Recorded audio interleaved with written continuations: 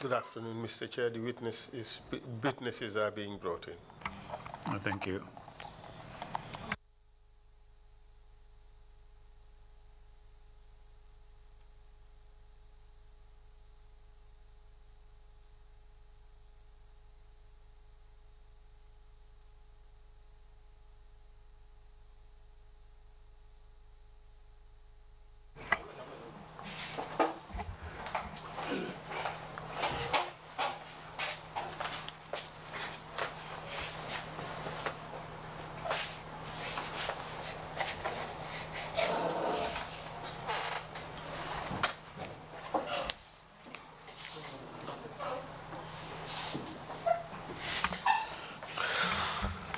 Welcome back, Ebrima and Musa. Ebrima and Musa, bismillah.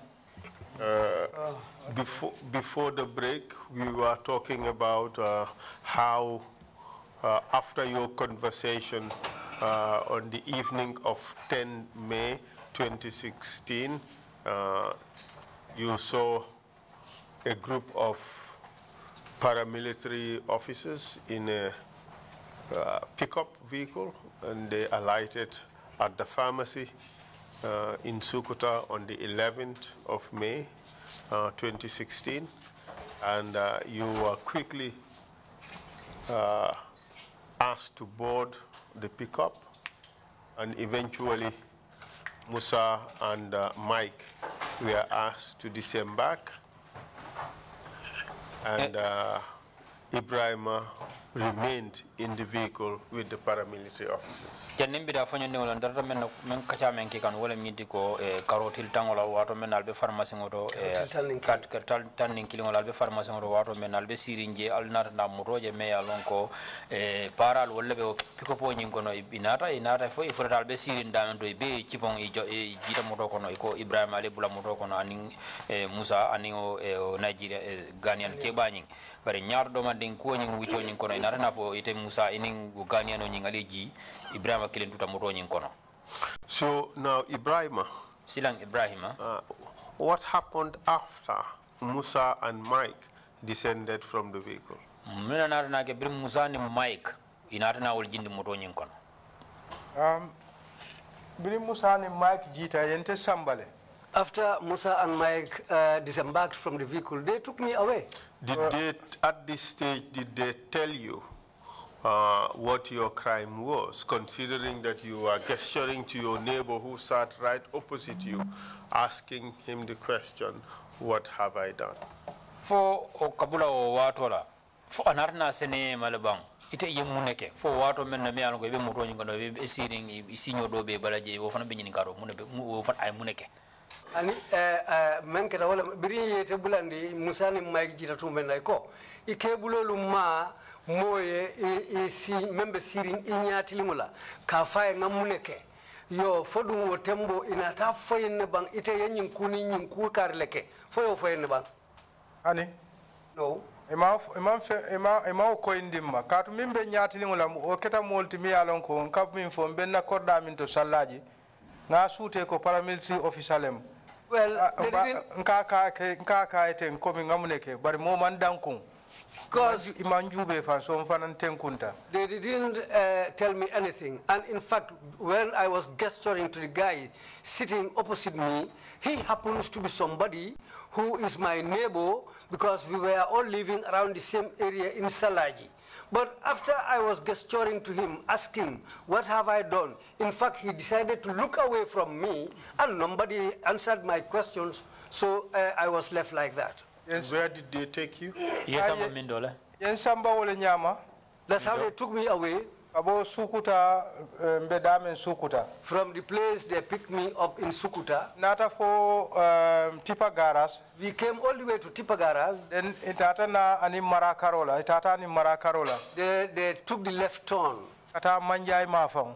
Going towards Manjai. Nata for Manjai Johnson. When they reached the Manjai Junction, idunta Buluba Karola. They decided to take the right bend there. Katambia ni Manjai Police la. Going through the Manjai Police. Saying mbe ko male face cam. Well, where I was sitting on board the vehicle, I was facing backwards inside the vehicle. nata na driver doje mi yalon ko mbedo ko la dame SOS Children's Village. Then I saw a driver who happens to be somebody I knew because where I work at the SOS Children's Village. Oketa Mustafa alti nga sutele nkambulo mundin man hani bake bari nkambulo mundin wulindi ayete. His name is Mustafa. So that's the time when I started to raise my hands for him. In fact, I was afraid.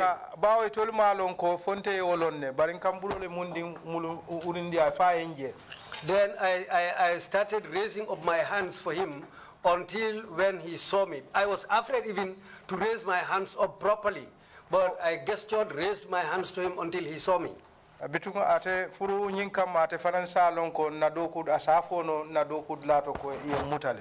I did that so that he can, in fact, inform the people where I work and tell them that I have been arrested. This is how they took me away. For Kanifing. They took me all the way to Kanifing. For Holigam wala bulldozer. Where they call Holgam or bulldozer. This is the same premises you saw Ebrima Keita enter sometime in the past.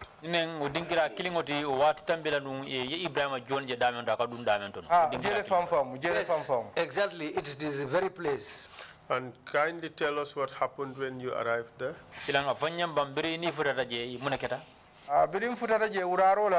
It was in the evening when we went in.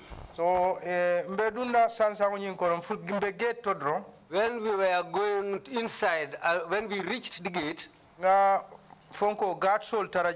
we found some guards sitting around. Some of them were standing with rifles. When I alighted from the vehicle, then they asked me whether I have a mobile phone. I said, yes, I have a phone. They asked me to show them. When I took out my mobile and handed it to them, they took my mobile and placed it somewhere. They told me nobody goes in here with a mobile phone. They took me inside. When we went in, the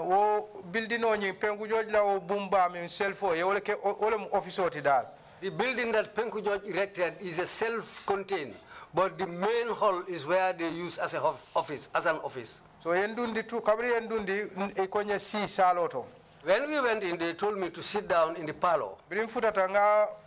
Different police officers or security. When I went in there, I saw different police officers. Some of them were armed with guns. Different police or security officers? Police understand prison officers different security officers They are from different security branches. Some of them were even prison police officers. Some of them were armed with guns. Do you know the names of those you met there at that stage?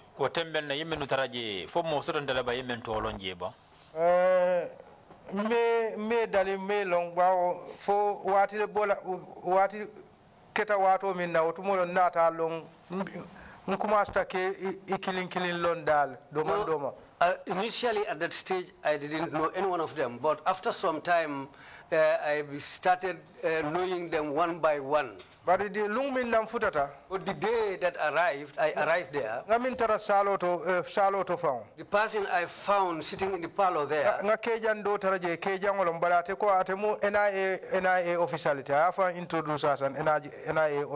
tall guy I found sitting in the parlor introduced himself as an NIA officer.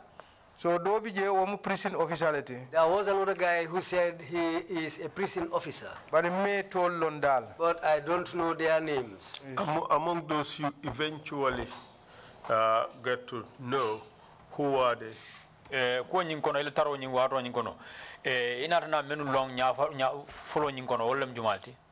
Kabri Woketa be natana mililo wolle keta community law case be nyame.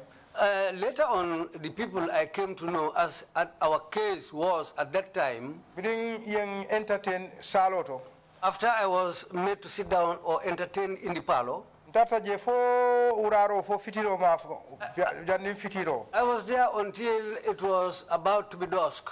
One police inspector I am commanding now. One police inspector called me. ate fana nala office lam He has his own office. ayen kumande ntata je He called me. I went in there. ayna statement olta He took my statement. What's his name? Todo.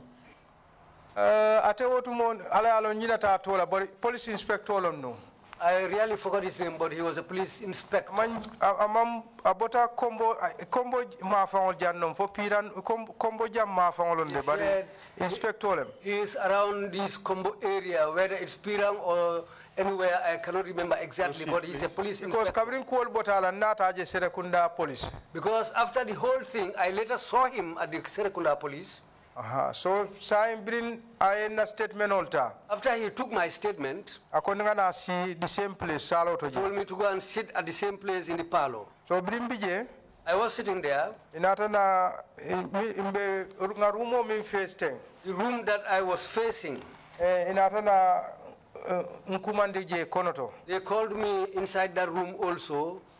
bring ndunta When I went in, ngamol taraje police officer sol taraje I found some police officers there also. wol fana yara fan different police officers sol different security men all On the whole, they were also from different security branches. so yen welcome They also welcomed me in there. and then ngeni kay tolla Then I asked them their names. nata na lon ko nga kamban sutungu taraje ka fo mi alpha bojang I found a short man there called Alpha Bojang. obe omu immigration official te That man is an immigration officer. nata modo taraje ka fa babukar singate There was another one called Babukar Singate. o fana mu immigration official lete He is also an immigration officer. wolle natan tul kamma nte kamma fa They are the people who came to pick me up. sorry ni wolle bota nyola italen taje en samba kata Musa pick They are the people who took me so that to go and pick up Musa. anim babukar trawale Plus another guy called Babukar Trawale. ate fana nata long yaro ate fana is a leader within the investigation group On the whole, he also is a leader among the investigators. ate fana iko afana mu fonko immigration official te They said he also works for the immigration department. nata na one guy fana meet je ka fa Ebrima Keita I met another guy there called Ebrima Keita. ate Ebrima Keita ate mu CID olti Ebrima Keita happens to be from the CID branch.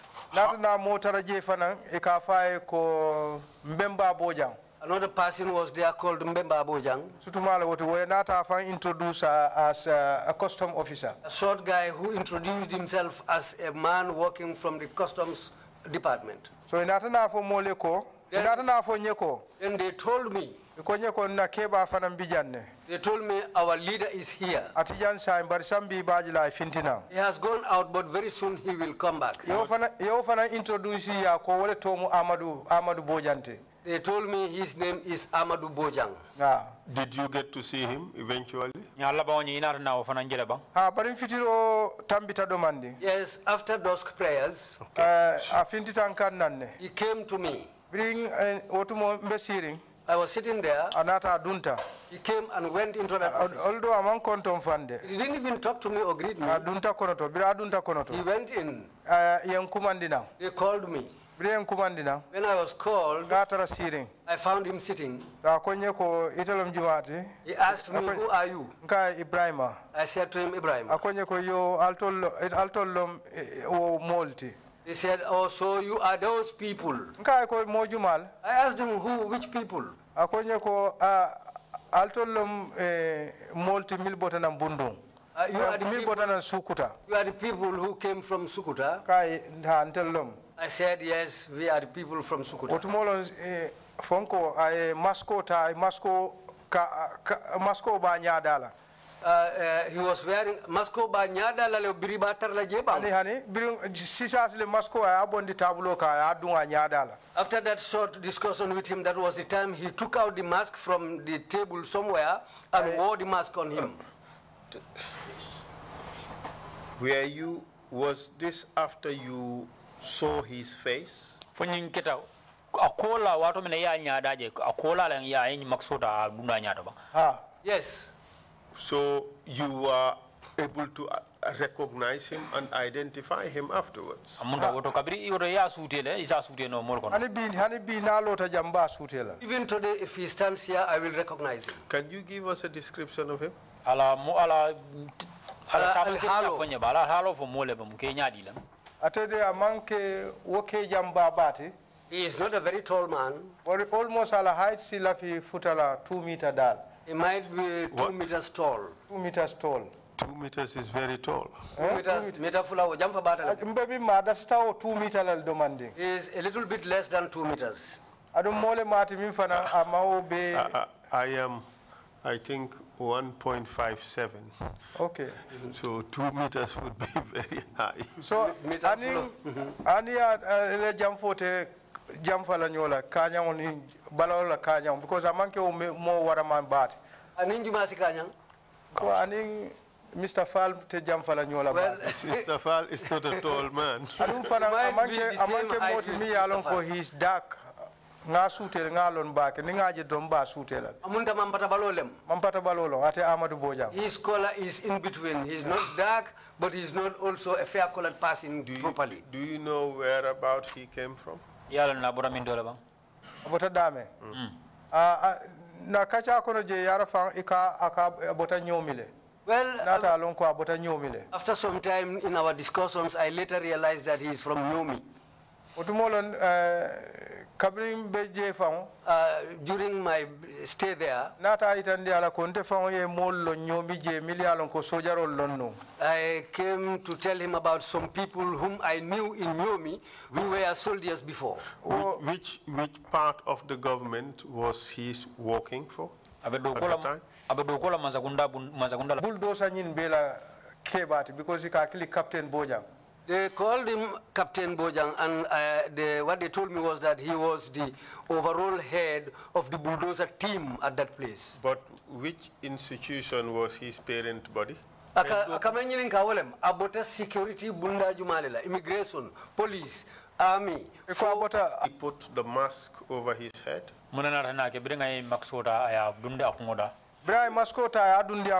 After he went, I said to him, I don't know you.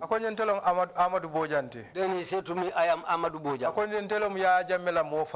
He told me, I am Yaya Jamme's killer. Because I must go nyala otumo. That's by that time he had already worn the cola bottle on the table. He told yellow coming. He said he will kill him and put his blood inside that Coca-Cola bottle. He said to me, in fact, there's one thing which I don't understand. President Jawara Benunjang. Now Yaya Jammeh is sitting. I'll tell Mandinko Noma. So you Mandinkas said that you will not follow him. He said to me, but if I deal with you, if I deal with you,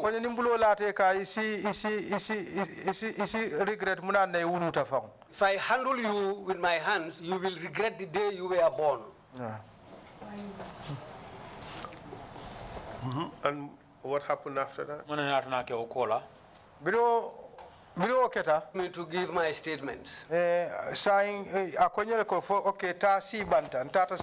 Probably and orders. Alpha Bojang. Babukar Singate. And Babukar Singate. Ebrima Cisse. They called me. Because that has happened. Then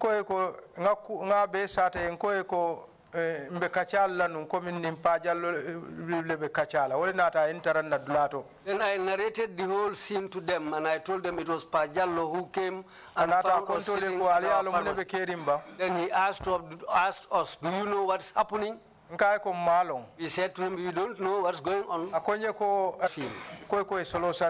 Because the word going around is that they have already killed Solo Sandeng.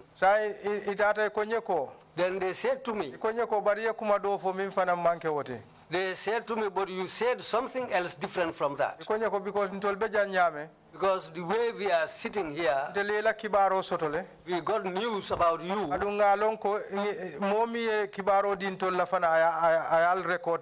And when they pass it to them, yes, what I said at that place is what I said here. We can listen to it. That's the time I looked on the table. Kind of a paper, I saw some papers there. He said to me, then it is not worth for us to play that recording for you.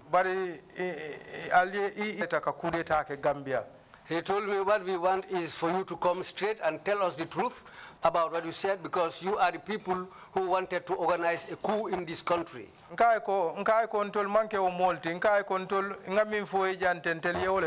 I said to him, we are not that type of people. What I said here is what we were discussing. That's the time. For around 9-10 mafang. Till around 9 to 10. They told me about Musa. They told me that we are going with you until we are able to locate Musa's residence. I told them I'm with Musa. They said, okay, we will go together with you and go and pick Musa. We picked Musa and returned all the way to Bulldozer with him.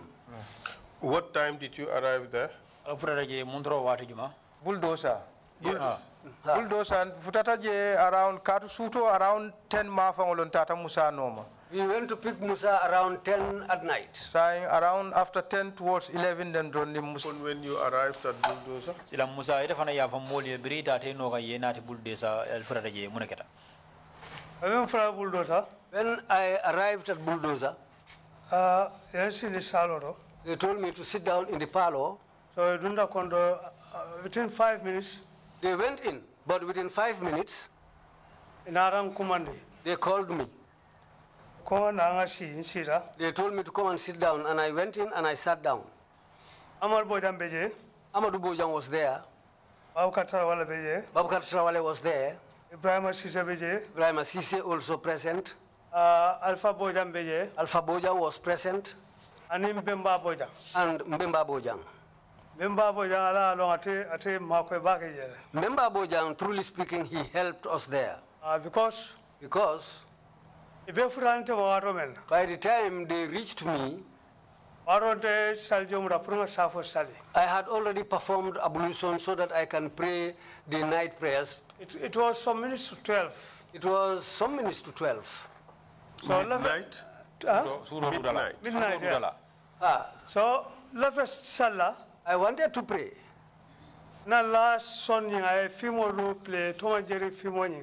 So my son was looking at the Tom and Jerry film. I said, let me just watch this for 5 minutes and later pray. Then that was the time when they knocked on my door. Come in. I said, come in. I said, who is that? Ebrima Keita followed. Ebrima Keita was the first to come in. But it will be more than But all of them were not in uniform. He said to me, Fofana, it is us from the Bulldozer. Maybe 10-15 minutes.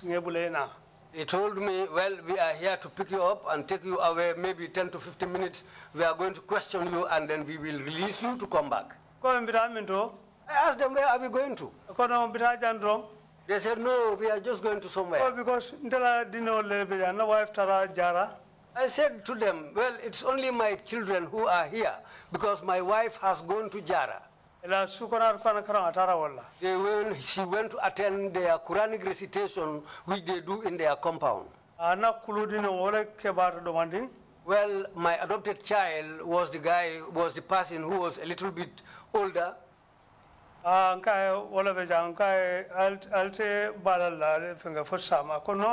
told them if they can forgive me till tomorrow. They said no. Then I said to my adopted child, Sajo, he said yes. I told him to call Sute, my wife, and tell her that. The Bulldozer people are here to pick me up. Whatever happens to me, she should know that it is the will of Allah. So this is how I went out. So I put my mobiles under the cushion of the chair. They said to me, do you have mobiles? I said yes. They said, bring it. So ndara mobile sikara mobile fla. Then I went and picked up my 2 mobile phones. Nga samba ya mutambulu. They took them from me. Finta korra kono. When we went out of the compound, Korra tiela manyo ania akoro asana koto la muso. our landlord's wife and his cousin elder brother's wife, Nga kabanang akoro ala kosin brother korra ka imina kan korra kono. I think they are just from their cousin brother's compound and they are coming back home. No fewe diamora bantaji. And then I found them talking outside. Ako Musa mune kara. Then she asked me, Musa, what has happened? Kaya bulldozer salende. I said to her, these are the bulldozer people. Ako do mbari kaya nyina muso tamara biate jam mune kara. Then the lady addressed one of them and said, well, my brother, this man's wife has traveled, she's not around. What has happened? Kaya dero femma ke tus masa maloro ngani kaya na mina sai. They said to her, well, nothing has happened. We are just taking him away. We will just question him and release him to come back. So nara Keita fananje. Then that's the time I later saw Keita. So nara fanga bulamuro kono. He told me to embark on the vehicle. Then I boarded the vehicle. Tata. We went. Kabe fere ko si salon sita. When we reached, they told me to sit down in the parlor. I sat down. Later on, they called me in and I went in. Ebrima statement safe. Ebrima said, let me write my statement. Statement. I said to him, what statement? He said to me, you know what you did, write it. Himself and Babukar Trawale.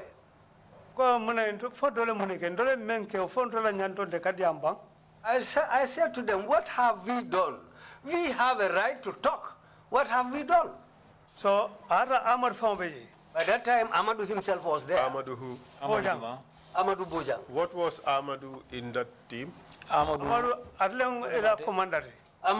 was their commander at that time. He was a captain. He was a captain. Can you give us a description of this Amadou Bojang? Amadou foi sala tama zero ni fono mole mun ke nyaadi le. Amulungu benyadi. Amadou, how I saw him, maybe I can a bit demanding. He might be a little bit taller than me, and he might be a little bit heftier than me. He's somebody who has a very serious face, and he's dark in complexion. Very wicked. Even if you look at his face, you will know that he's a very wicked man. He told me, if we are going to kill people, we will start with you. Because what you said, if that happens, then there will be a coup d'etat in this country. You are going to topple Yaya Jammeh's government. He said, we people here, you are older than all of us here, but you are the biggest liar here. You Mandinkas are very bad. Especially UDP supporters. Especially you UDP supporters. Even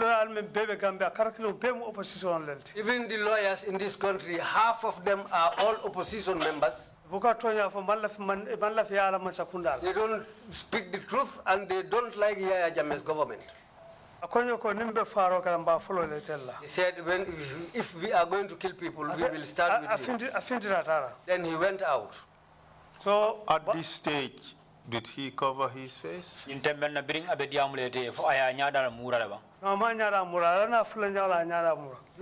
he didn't cover his face at that time. But when he returned back, that was the time when he wore a mask. At that time, there was a black pipe on the wall. Babukar Trawale took up that pipe. So all these other guys surrounded me. I was in their middle. He was standing over me. Who was standing over you?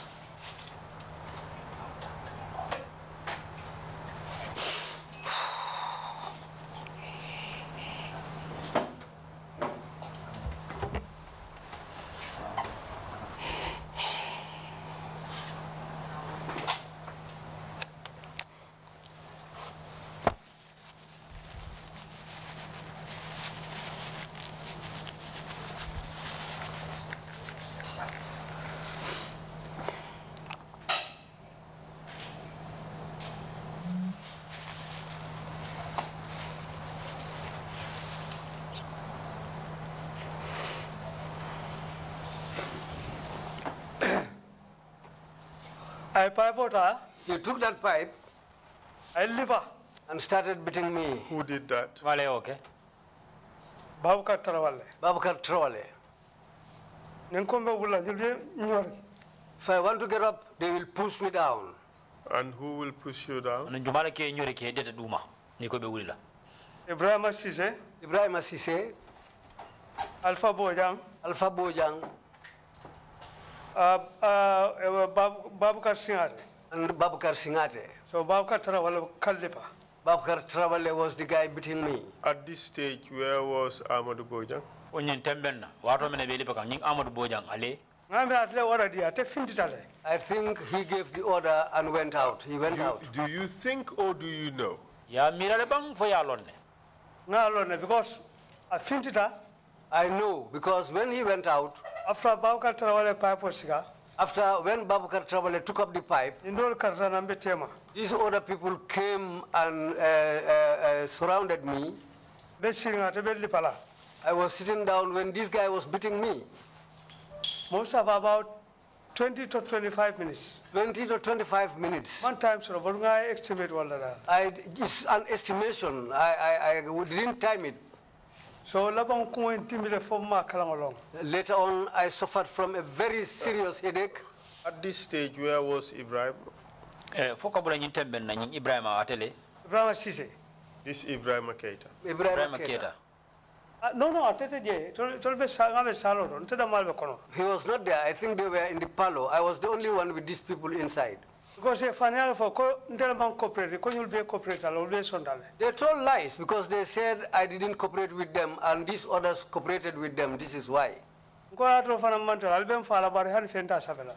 I told them, well, whatever is the case, you will kill me, but I will not write anything. Go because man fenke. I told them because I didn't do anything. So kabimbalo ndinga pipe wa funyembulu. When I felt the pain intensely, I decided to pull the pipe from this guy's hand. Ka nda do mala ngole no kelola. I told him, my last younger brother can beat you. So molto inara kabiya jinka fara pipe mudanga fai wolo bala. When they realized that I am very angry, I pulled the pipe from this man's hand and threw it away on the wall. So Branko Fofana, sit. Then Ebrima said, Fofana, sit down. Then I decided to sit down. Then he said, now I will write all your statement. I said, what I said. What I say is what you are going to write. But what Ebrima John said is all a lie. He said, I am the UDP intelligence man. I am the person who goes round.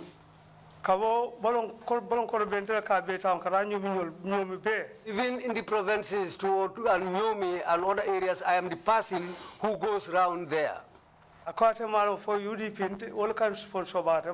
He said he doesn't know whether it was the UDP who was sponsoring me.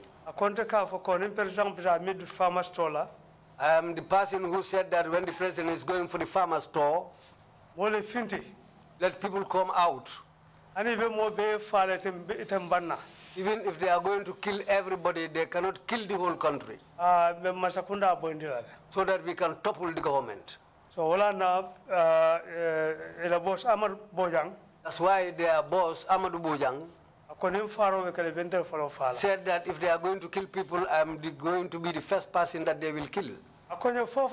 He said to me, Fofana, do you know Bakausu? Bakausu who? Fofana. Bakausu Fofana. I said to him, he's my grandson because I am his mother's uncle. Because his mother is our elder sister. I asked him, what is it?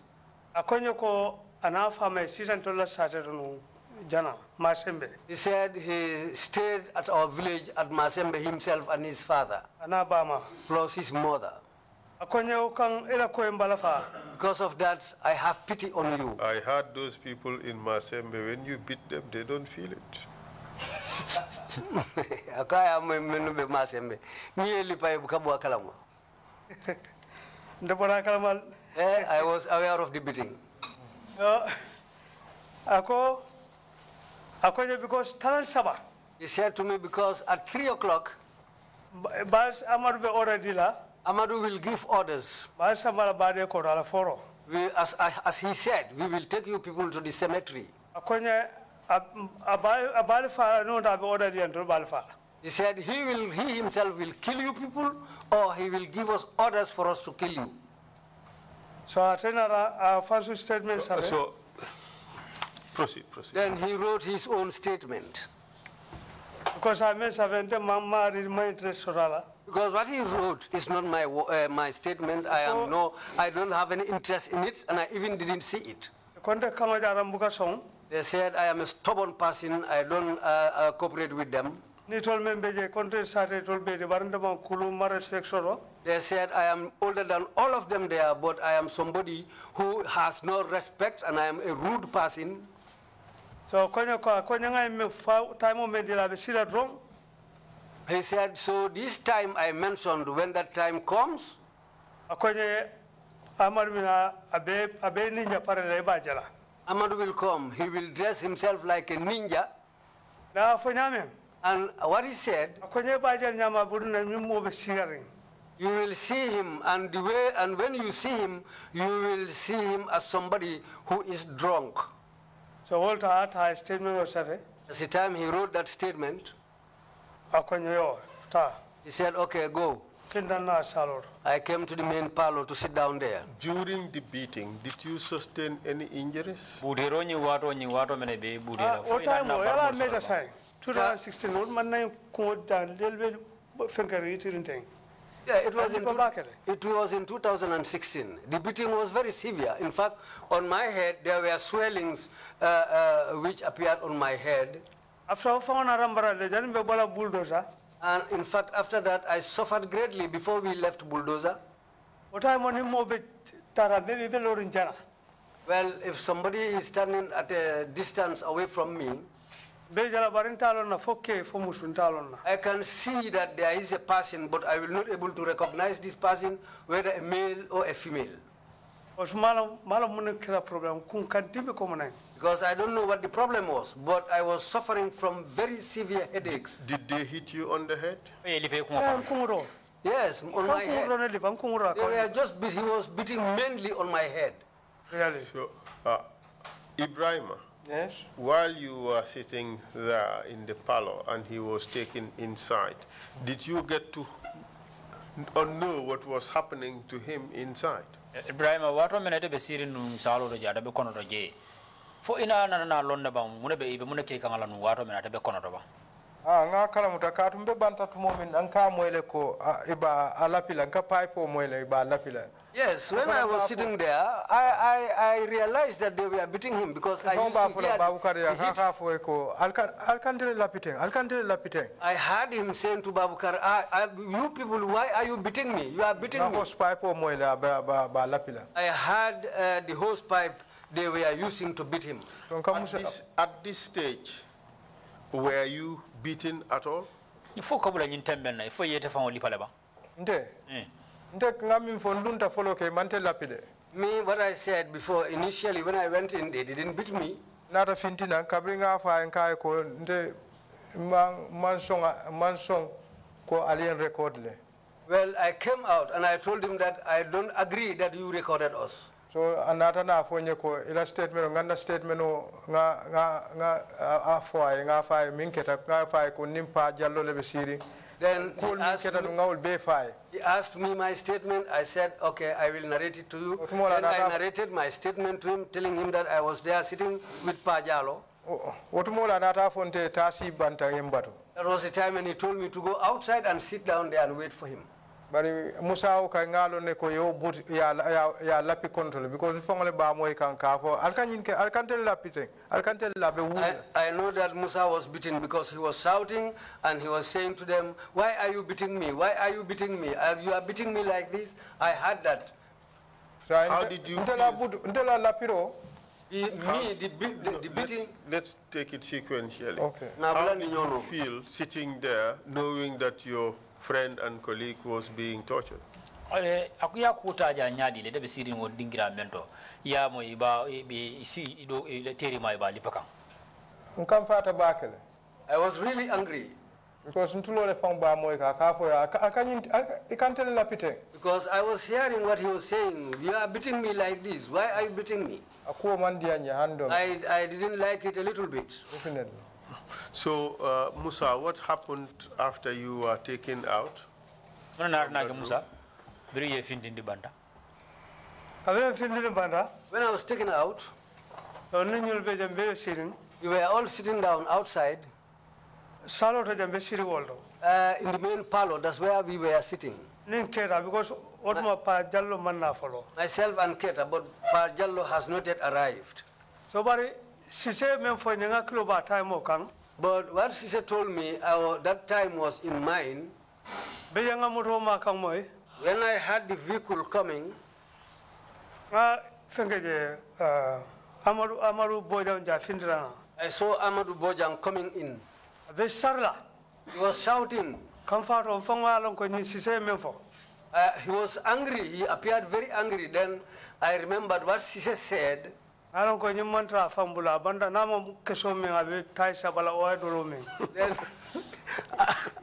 I knew that this man is not. I knew that this man is not all himself now. He has either smoked cannabis, or he drank some alcohol, or he drank some pills. So, he said, let them put pickaxes and spades inside the vehicle. At this, who was he saying that to? He was addressing that to others like Babakar Trawale, Ebrima Keita, Babakar Singate, Alpha Bojang. He was addressing those people. Because Mbemba really helped us there. Since my first arrival there, is the person who told me that. He told me that, well, 3 o'clock, these people are going to kill you. But don't tell anybody that I am the guy who informed you. Because if they know that I am the person who told you this, they might kill me myself or do something very dangerous to me. The reason why he told me that, because when he saw me, he was surprised. He asked me, Fofana, where are you from? I said to him, I'm from Jara Sankuya, but I'm resident at Bakote. That's where I was staying in my uncle's compound. He said to me, I also live at Bakote, but I live around the bowl. I said to him, Bakote Bohol? He said, yes. I said to him, I have a friend, an age mate, who stays there with his white wife, a white woman called Sute Fofana. Well, I told him, in our relationship, he is my son. Because he's from the same compound with Bakausu. Mr. Chair, may I just ask for 2 minutes to sort something out, and then we'll proceed. Just 2 minutes. Or even 1, Mr. Chair. Just, please. Yes, thank you.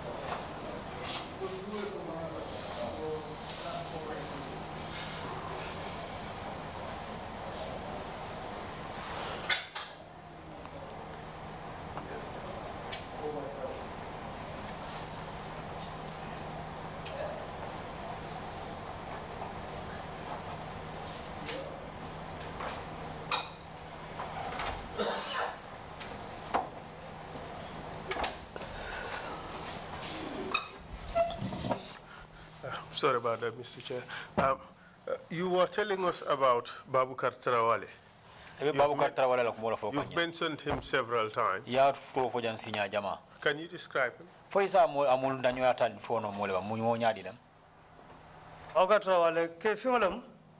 a person dark in complexion. He is a little bit taller than me, and he is heftier than me. And I think he is a policeman. Because when going towards Latrikunda, the third road that appears behind Africell, police post there was a police post there. 2 years ago, This was 2 years ago. I think that's where he was posted. There was a day when I was going to walk. Serakunda Marche, the market at Serakunda. Nina receptionist do Pitaka Omar. I was going with one of our receptionists called Omar.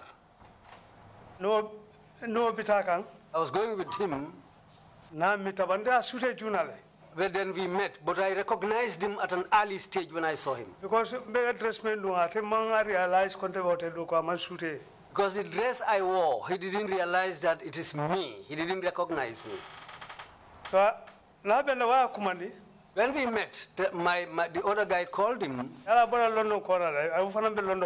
He is from London Corner, and that person I was going with also was staying at London Corner. So he gave him his hand, and they shook hands. When he pointed his hand to me, I looked in his eyes. When he saw me, he felt guilty. Then the other guy said, Musa, what's it? I said to Musa, I said to my friend, ask him. Let's go, ask him. I said to him, what Bunjang said? There is a day. Then we left. If I look behind me, our eyes will meet. When we took some distance, he asked me, bro, what has happened? I said to him, I'll later tell you. Because at that time, when I was in fact in this problem, I was working with some Moroccans. I was working at one restaurant. I was the cashier and supervisor at that restaurant. So, that's where I happened to meet a lot of government workers who used to come there. Let's go back to that day when you were being tortured. And this gentleman told you that at 3 a.m., Amadou Bojang is going to come and kill you or will instruct others to kill you. And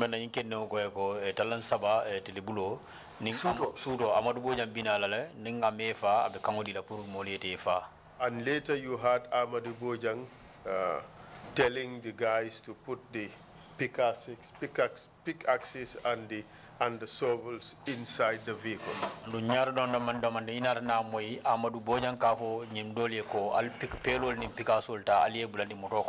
At this stage, where was Pa Alassane? Time around 2 towards 3 a.m. It was around 2:30 towards 3 in the morning. Before May 12th. This can be, I can say it was on the day of May 12th. It was after 12, huh? Because it was after midnight. So, Fanokeda. So, daybreak. Okay. I'll come back there. Okay. So, at this stage, Pa Alassane has not been brought yet? No. Ebrima, where were you at this time at 3 a.m. or thereabout? Ebrima, on the 12th. Karotil Tanganim Fula, Montoro Wati, sitting room or tomorrow. I was sitting at the sitting room. Because in sitting room.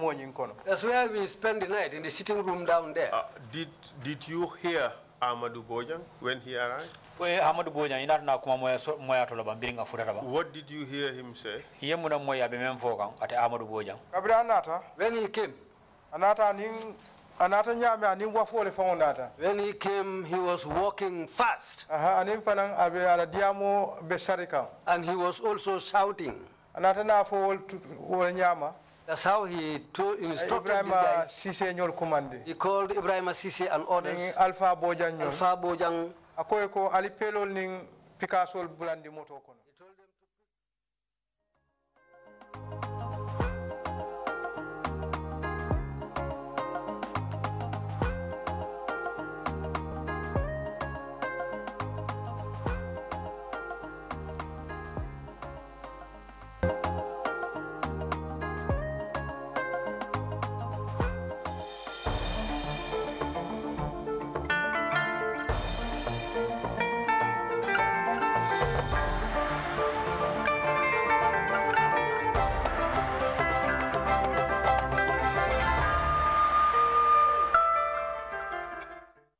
Broadcasting live for viewers in the Gambia and around the world.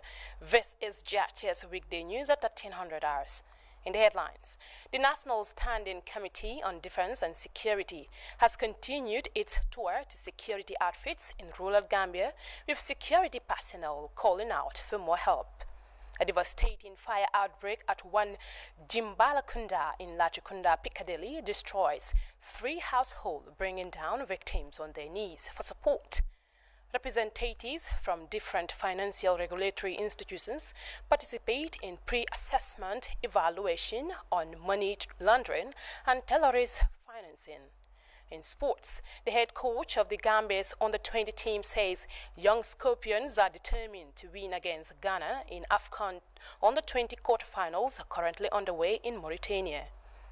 In the internationals, tens of thousands of people in Myanmar continues to march in defiance to the military junta despite 3 shot dead. Well, viewers, these and much more coming ahead in the news with me, Aminata Isanyang. Thanks for joining us.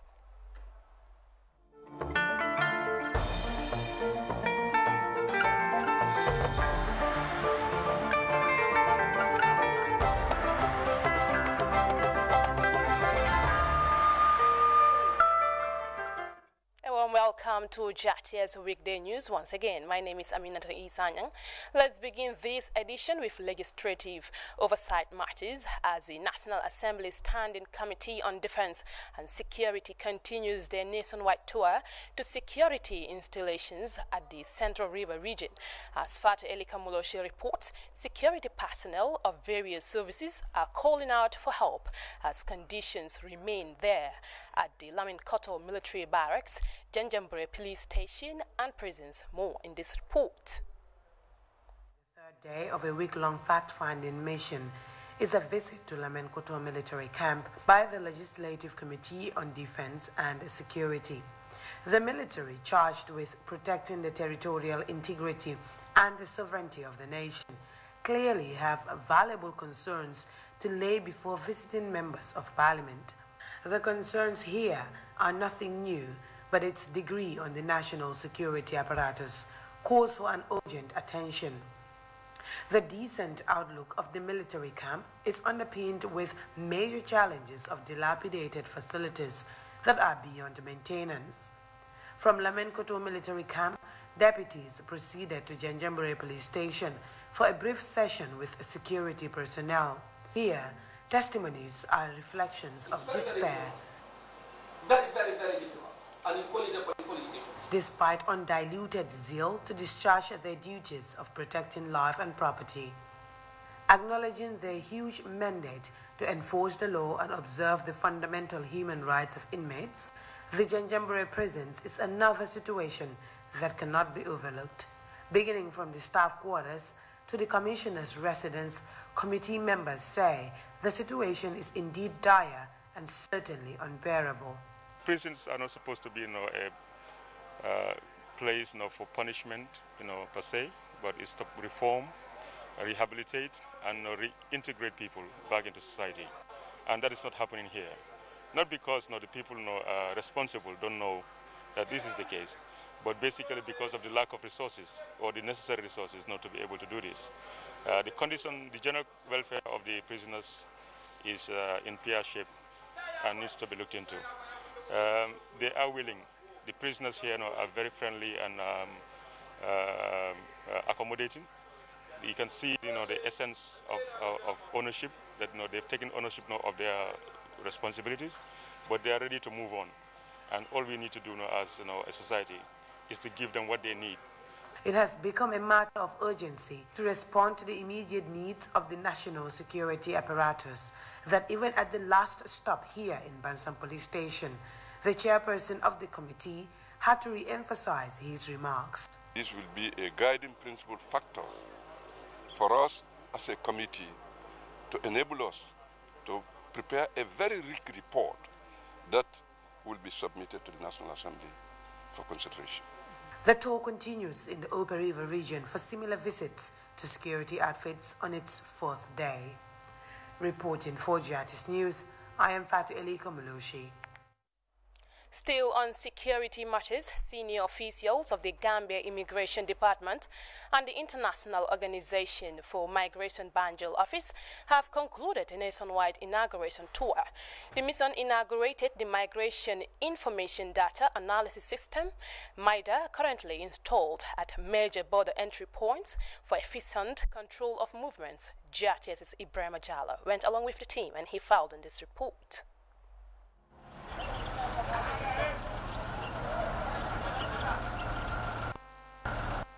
The border inspection tour by Senior Immigration Command, led by Commissioner Fode Gazama, drove to the Jiboro-Shiliti border point, where the digital data collection system has been replicated.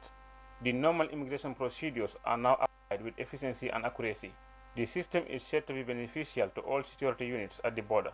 The Public Relations Officer of the Gambia Immigration Department, Chief Superintendent Mamandin Diba, urged border users to abide by the protocol to achieve the desired goals.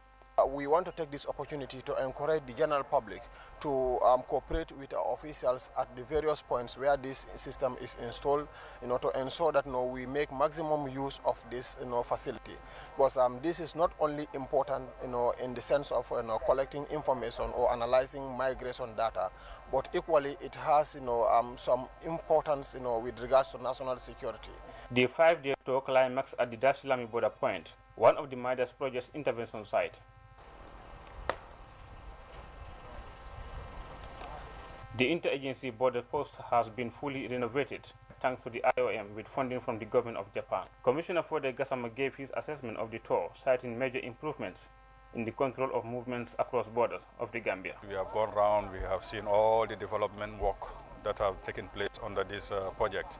But just to say thank you, Director General of Immigration, Mr. Sidi Mukhtar Toure, for creating that enabling environment where all these things can take place. The MIDAS is a very powerful tool. It is going to really enhance our border operations. The renovation work that have taken place. Some border posts, when you see them before, you will be surprised. But this project has really improved those structures.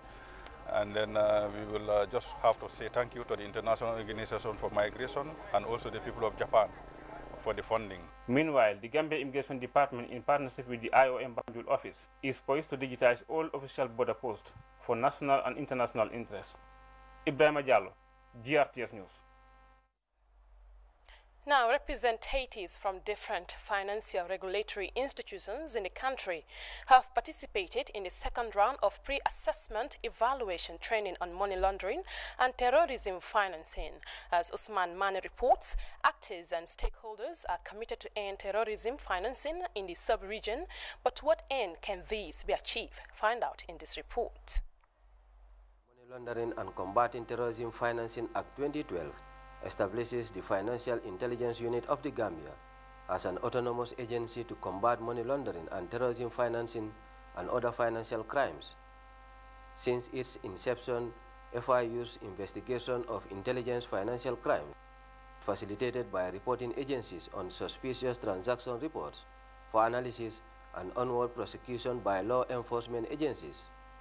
To adequately combat financial criminality, FIU is partnering with stakeholders in creating a safe haven for the populace. Alhaji Dabo is the director of the agency. We have that power to be able to request information from the financial institutions without going to any court system. Our act actually empowers us to do that. And again, to also collaborate with other similar bodies around the world or within the country to exchange information on financial matters. Rise in technology has enhanced criminal activities across the globe. Despite challenges in capacity, the FIU is bracing up to meet up the challenge. We've been supported by UNODC with the software that we have now installed. We are now trying to train our staff, and also from there we'll train the reporting entities how to utilize that particular software so that we can easily exchange information with that platform.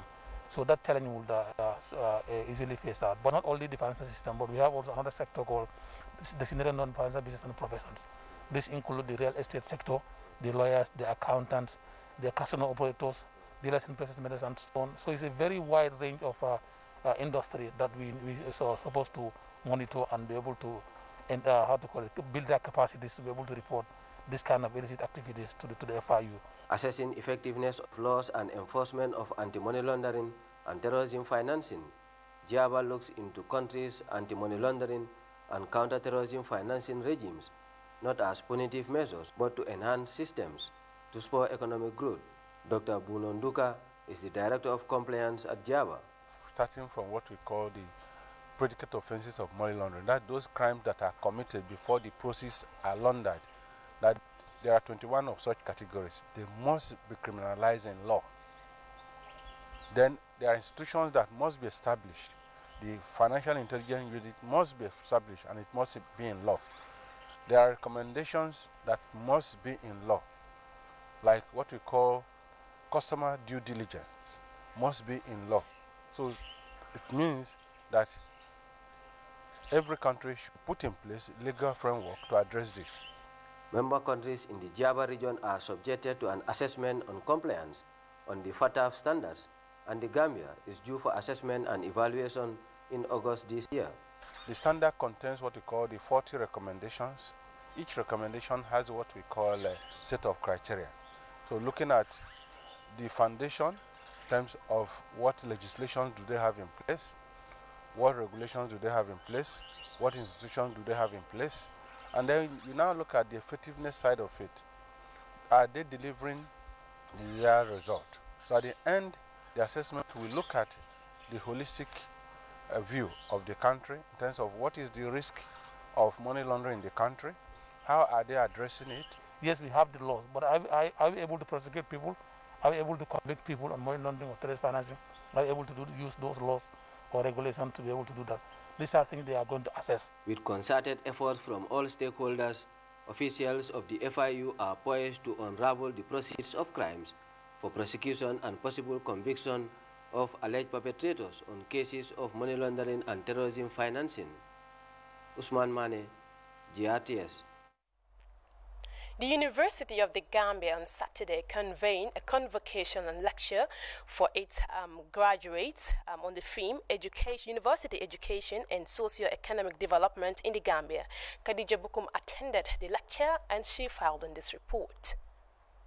This academic ceremony marks an important part of activities leading up to the 13th convocation ceremony of the University of the Gambia. The lecture, delivered by Professor Jibril Fall from the London School of Economics, an internationally renowned multidisciplinary, diverse professional background, gave an overview of the impact of university lecture on socio-economic development in the Gambia and pre-independence, with a cooperative analysis of policies and practices to ensure education becomes a vital instrument in the development of the Gambia. During the first 120 years of colonialism in Gambia, there was no structured or sustained program of university education. The historic record provides isolated cases of Gambians graduating from universities during those times. The current trend of an ever-growing number of Gambian young women and men earning universities degrees can be traced back 75 years ago to the publication of the report of the Commission on Higher Education in the Colonies, published in May 1945. In delivering his lecture, Professor Jibril Fall calls on students to seek knowledge. The renowned professor also highlights the strides made in human development through knowledge-based academic research around the world. Between 1945 and 1955, we had the first wave of scholarship students correlating to the ASQIF recommendations. They were from diverse and underprivileged backgrounds. These students had excelled and won scholarships at school, and they studied in the UK and the Commonwealth, mainly Sierra Leone, Ghana, and Nigeria. Members of the soon-to-be graduating class, inspired by the lecture, say they intend to become agents of change through knowledge and skill learned.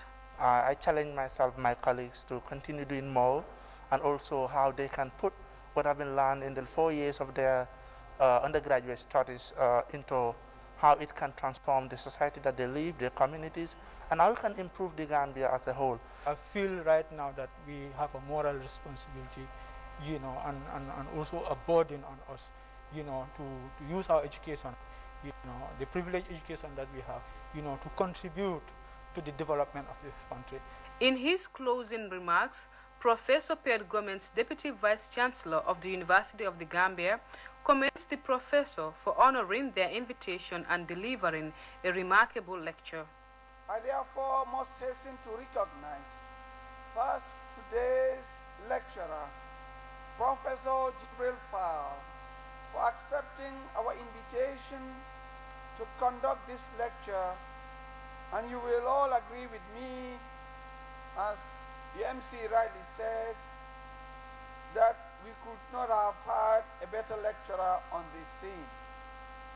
Professor Fall has the knowledge, skills, exposure, and experience to contextualize the role of university education to the socio-economic advancement of the Gambia. The ceremony, graced by officials and students from different faculties, tasked the prospecting graduates to take opportunities to create a circle of excellence in education, knowledge, and skills in the positive impact of development in the Gambia. Reporting for GRTS News, Khadija Bokum. Moving on, a devastating fire outbreak has destroyed 3 households at one Jimbala Kinda in Latrikunda, Piccadilly. As Janke Ture reports, the inferno left families with nothing to lean on and has crushed the survival instinct of one's hopefully family that now lives with a narrow margin. Another serious fire outbreak at one Jimbala Kunda in Latrikunda, Piccadilly destroyed 3 households, leaving everything to ashes. Alaji Jafune, whose house the fire emanated from, told GRTS that the inferno was caused by an electrical malfunction. Jafune said he did not claim any life, but his family lost everything, including cash and clothes.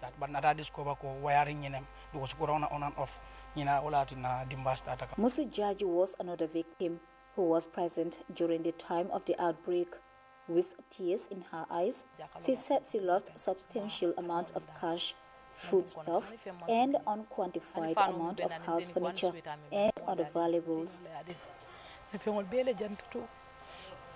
The fire, which started around 3 p.m. on Saturday, according to eyewitnesses, lasted for 2 hours, burning everything to ashes, while remains of pictures could be seen on the floor. Modern Balo thanked the community members for their intervention, but felt disappointed over response he received from the Gambia Fire and Rescue Services. We call fire service, they will not turn up. They say that they have another emergency. All Serekunda, they are having only a fire tender. We just go in. I asked them, what about backup? They say no. What about Kotu? No, there is no fire tender. It's only one fire tender was working, and then they have another scene at Wellingara. They cannot reach here. The people of here, they try. We don't go out with anything from the house. For me, I personally, we lose almost $150,000 notes inside my room, and my sister also lose almost $20,000. That is cash price. And all the materials what I receive from my philanthropist, nothing escape from it. And I'm a coach also, and I have the athletic materials with me, that is spice and the sports shoe. Nothing escape from the house. All of them is pawn.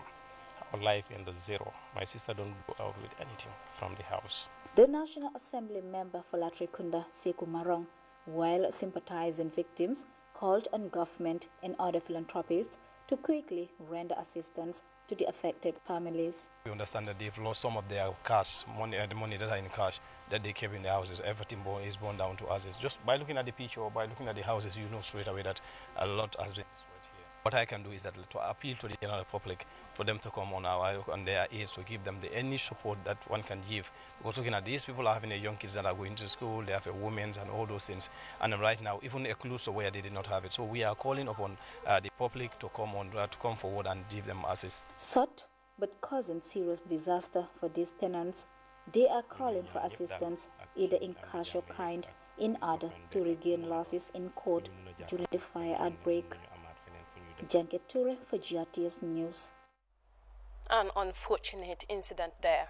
Well, we will take our first break. When we return, we will look at sports news. Stay with us.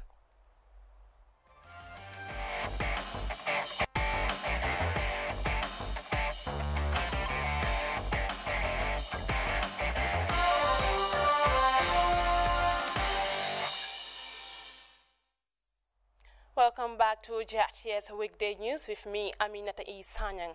In sports, the head coach of the Gambia under-20 team said young Scorpions are determined to win against Ghana in order to progress to the quarterfinals of the AFCON under-20 tournament. Matar Mboj made these remarks during Sunday's pre-match press conference in Mauritania. The Gambia will lock horns with Ghana in the final Group C game today, and the young Scorpions need to win in order to reach the last 8 of the tournament. GRTS's Momodu S. Jallo is monitoring developments, and he filed in this report. It's a decisive day at the total AFCON under-20 tournament as all 4 teams in Group C go in search of a place in the quarterfinals. The group is delicately poised with the Gambia, Ghana, Morocco and Tanzania, all with a chance of reaching the last 8 of the Continental Youth in Mauritania. Ghana and Morocco top the group with 4 points, whilst Tanzania and the Gambia have a point each. The young Scorpions must now do it the hard way by beating Ghana on Monday and hope other results go their way. After a slow start to their AFCON campaign, Coach Matar Mboj and his charges regrouped to make a final push for a spot in the knockout stages. The team trained twice on Saturday with 1 session lined up for Sunday evening. Speaking to journalists at his pre-match press conference, Coach Matar Mboj says his players are motivated by the fact that a win can see them through to the quarterfinals and are confident of achieving that. For us, it's clear, our objective, and then potentially the finals, so we can sort of see where we are, because we know Tanzania and Morocco, the other game will be a very tough game. We played both of those teams, so we know that that one is going to be a close affair. And then our game, our focus is on the Ghanaians, who we've seen now in their 2 matches. They've been impressive, of course, but we also feel that we have shown our quality and made a message to the players to show the world, show Africa, that the Gambians, there's lots of talent. Despite the disappointing results from their first 2 games, the Gambian coach maintains that his young Scorpions are mentally ready for a tough contest against the Black Satellites of Ghana. I've noticed that they're very, very strong mentally, and when their back's against the wall, there's this never give up mantra that's filtered down from the senior national team, and that's what these boys have done so far, and I've been looking after them. And I'm sure they're going to give that same huge response. They're not going to let themselves down, let me down, let their country down. I have a strong feeling that the boys will put in a very good game tomorrow. Similar comments were made by Kajali Drame, who was voted man of the match in the 1-1 draw against Tanzania. The tricky winger, who was outstanding in the last game, setting up Modu Bojang for his outstanding volley, says they will give it all their best to book a place in the last 8. Monday's encounter at the Estade Municipal de Nouadhibou between the 2 West African countries The Gambia against Ghana will be a clash of the champions of WAFU Zone A and Zone B respectively. The other game between Morocco and Tanzania will be played in Nouakchott. Kickoff time for both games is 7 p.m. Momodes Jalo, TRRC Sports. Momodes Jala there. Still in sports, Combo Central has successfully played the pending final of the Nauatan Football Championship with Bakari Sambuya Village, clinching the title with a 1-0 victory over Busura Village. The much-attended final played at the Bakari Sambuya football field was covered by our farmer Baji. 4 points. It has been more than a year since this Combo Central 2 football competition was halted. At last, spectators converged at the Bakar Sambuya football field to witness the end of the championship between Bakar Sambuya Village and Busura Community Football Team. It has been a colorful affair on the sidelines. Supporters with their melodic voices chanted nice songs to get their sides gingered throughout.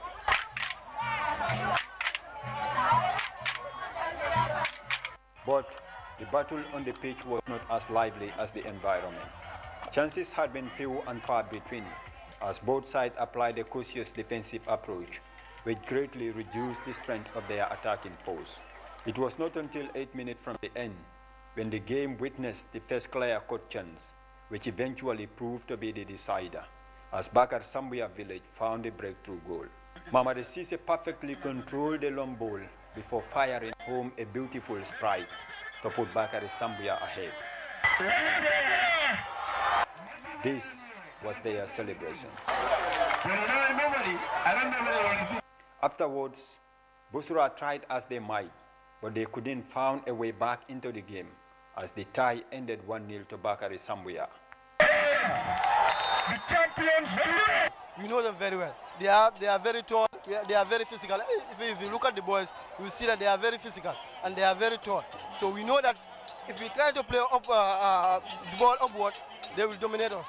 So we're trying to play downward. Yeah, definitely. Very disappointing because if you see the type of players that I have and then my preparation, everybody was anticipating that before the final that Busra must lift this trophy. You know, so definitely I'm very disappointed. Members of this zone are advancing efforts to rejuvenate sports in Combo Central too. The development is fine because we see a lot now. Most of our community members, they are getting into our ideas and they are joining with us and helping us because we are almost about 16 communities surrounded here. All these communities are part of these competitions. You know, they all come, we join together, we organize a tournament and things went successful. For us, we did all our best, we did all we could, but the platform was not there for us to, progress because people have to do that for us. So this is what we realized, and we are doing it for the boys, for the young ones now, to create a good platform for them so that they can be exposed to showcase their talents. At the end, it was all celebrations for the winners Bakari Sambuya Village, who are crowned champions of Combo Central 2 League competition. Farmer Abaji, GRTS News. Hello, Farmer Abaji there. We will take our second break. When we return, we will look at international news this day.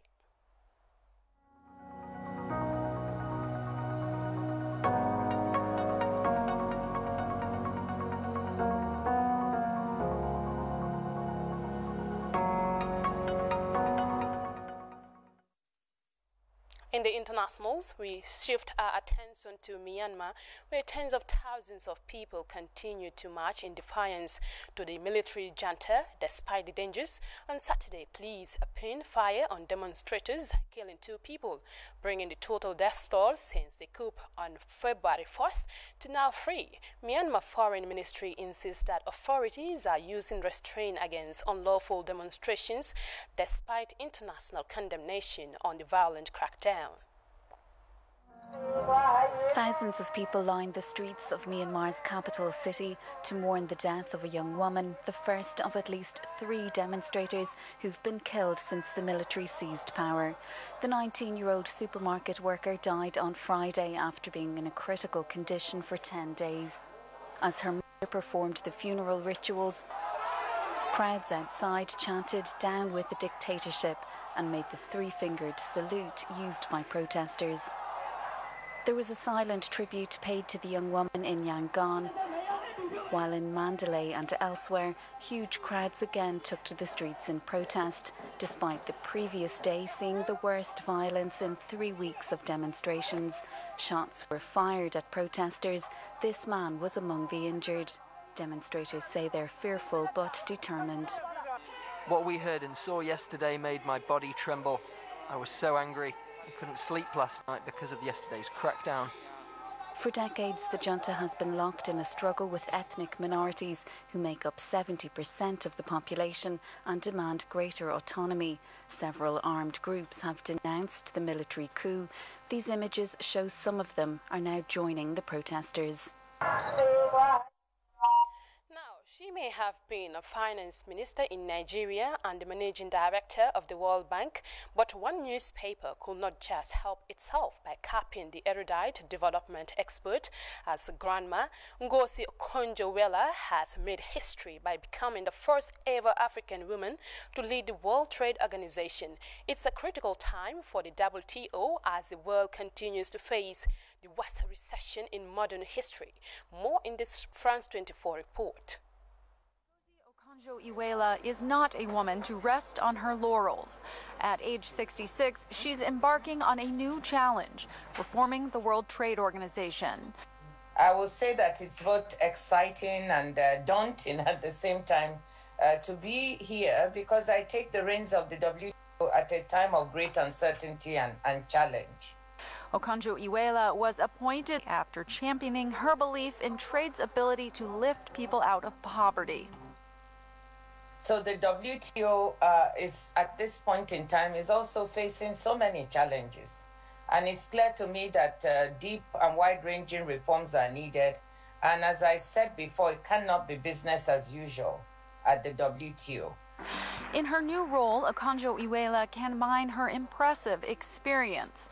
Born in Nigeria, her teenage years were marked by civil war. At age 19, she left for the United States, studying development economics first at Harvard, then MIT. She joined the World Bank in 1982, rising to vice president before being called to serve her country. As Nigeria's finance minister, Okonjo-Iweala fought corruption and secured the cancellation of $18 billion worth of foreign debt. She later returned to the World Bank and became chairperson of Gavi, the Vaccine Alliance's board. Her candidacy to lead the WTO had been blocked by former U.S. President Donald Trump, but new President Joe Biden endorsed her, facilitating her appointment. Okonjo-Iweala becomes the first woman and African to lead the trade body.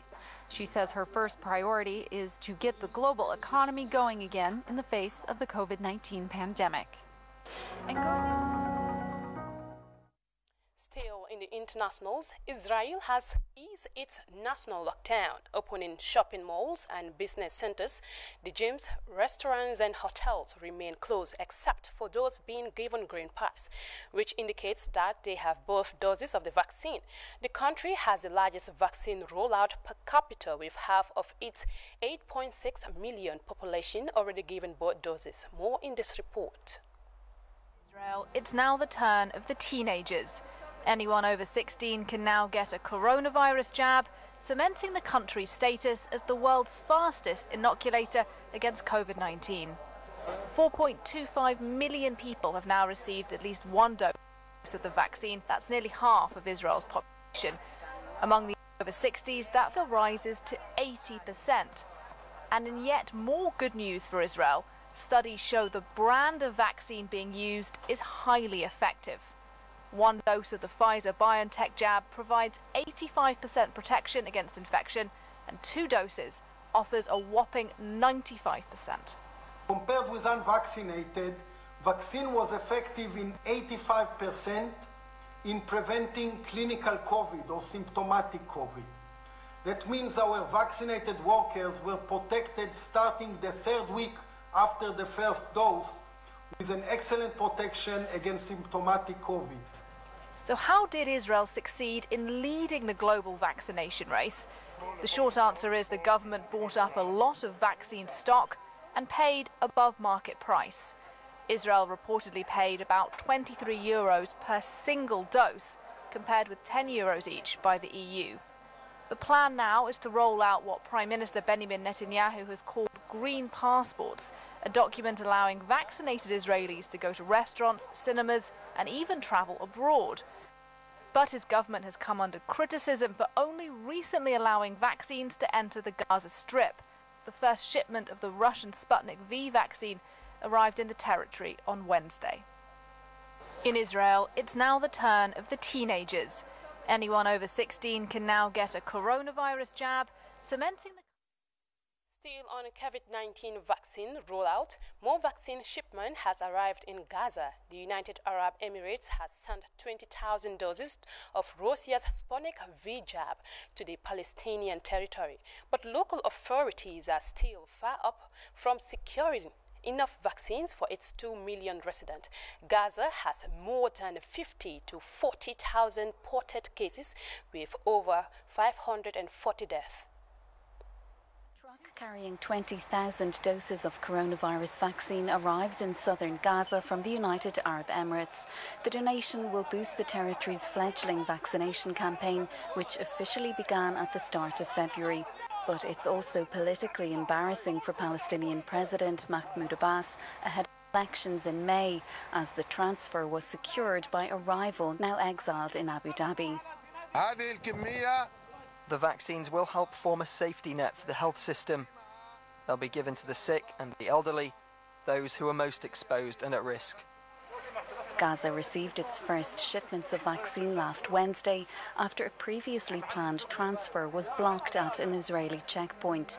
It now has enough jabs to inoculate 11,000 people, just a fraction of its population of 2 million. Israel has maintained a strict blockade on Gaza since Hamas seized power in 2007. It's faced international criticism for largely excluding Palestinians in Gaza and the occupied West Bank from its vaccination campaign, one of the most successful in the world. Earlier this month, Israel agreed to transfer 5,000 Moderna doses to medical workers in the West Bank. A truck... That does it for the news, but a quick look at our top stories before we take leave of you. The National Standing Committee on Defense and Security has continued its tour to security outfits in rural Gambia with security personnel calling out for more help. A devastating fire outbreak at one Jimbala Kunda in Latrikunda, Piccadilly has destroyed 3 households. Representatives from different financial regulatory institutions has participated in a pre-assessment evaluation training on money laundering and terrorist financing. In sports, the head coach of the Gambia's under-20 team says young Scorpions are determined to win against Ghana in the AFCON under-20 quarterfinals currently underway in Mauritania. In the internationals, tens of thousands of people in Myanmar continues to march in defiance to the military junta despite 3 shot dead. Well, viewers, that was all in this edition of the JATS Weekday News. Thanks for the pleasure of your company. Do stay with JATS and enjoy the rest of our programs.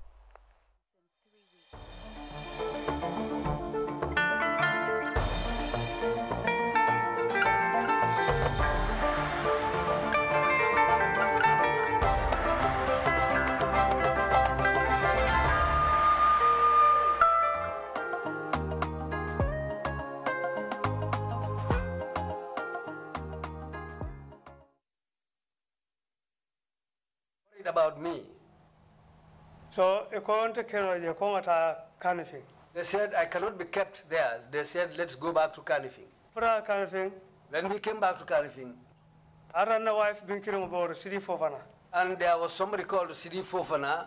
That person is a niece to my wife, a nephew to my wife. So they said we should go to Kotu. We went to Kotu. So Alpha Bojang. Station officer he went and talked to the station officer. I don't know what he told him. He said to me, Fofana, the juju you wearing around your waist, take it off. I hope this is not one you took from Asembe. No. He told me to take it off. Then I took it off. I said to him, does it here? He wanted to put it down. I said to him, if you put this down, whatever you see is what will happen to you. It will turn into a snake. Then he told me, look, here is your charm. Here is your juju. I took the juju and I tied it on my waist again. So They wanted to leave, but the policeman said to me, Fofana.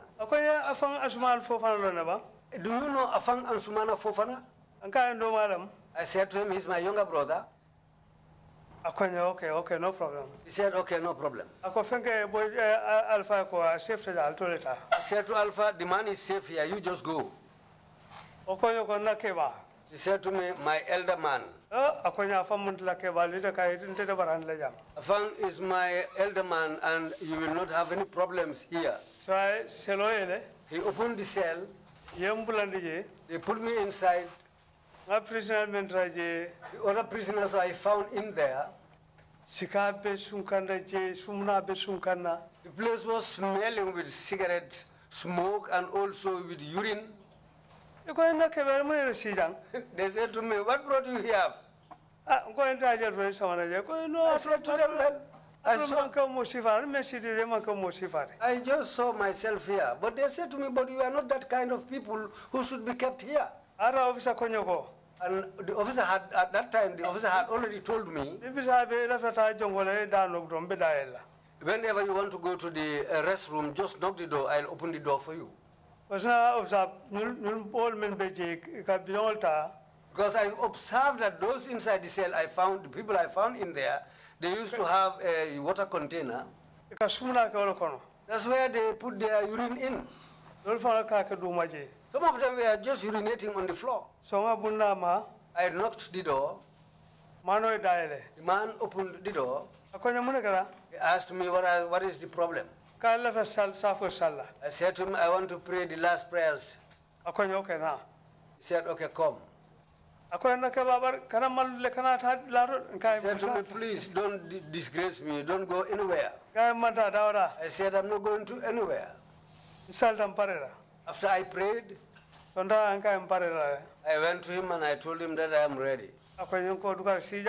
He said to me, okay, just sit down here. Around 4-5. We sat down there and chatted until around 4-5. I said to him, open the door, let me go in. These people are madmen. He opened the door and I went inside. Around 8 or 9 mafang. That's where we were until around 8 or 9 in the morning. So these people came. They took me to bulldozer. So how many cells did you spend the night in the vicinity? I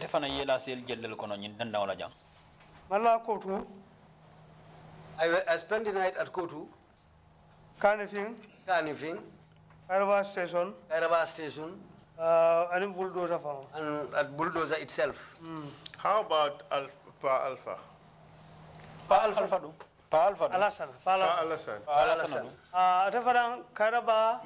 He also was at Kairaba. Anything. I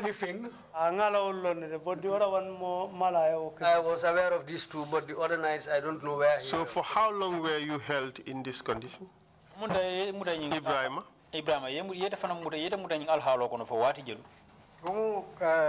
Bulldozer kono banfo throughout the period of your detention. Isa for bulldozer si nimmal karo kije min wandantenga jube ko dal it may be up to 3 weeks 4 days.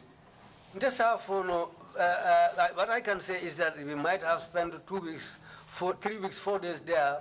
Then later on we were bailed. Because minketa. Because what happened? Kabring fenke atodun Amadou Bodian nata decide ko pour sign molbita ben sambala ben hand over la prosecution. Because when Amadou Bodian decided that we will be handed over to the prosecution, That was the morning when he was saying that all the lawyers are opposition members. Akonye ko mbal sambala directly albita prosecution. Then he said, we will take you people directly to prosecution. So nga lokun saba anin like lokun nani leke oto. We spent almost 3 to 4 weeks there. Briem bail. When we were granted bail, yen samba kotenke in data prosecution. We were taken to prosecution. Nga motaraje. We found somebody there.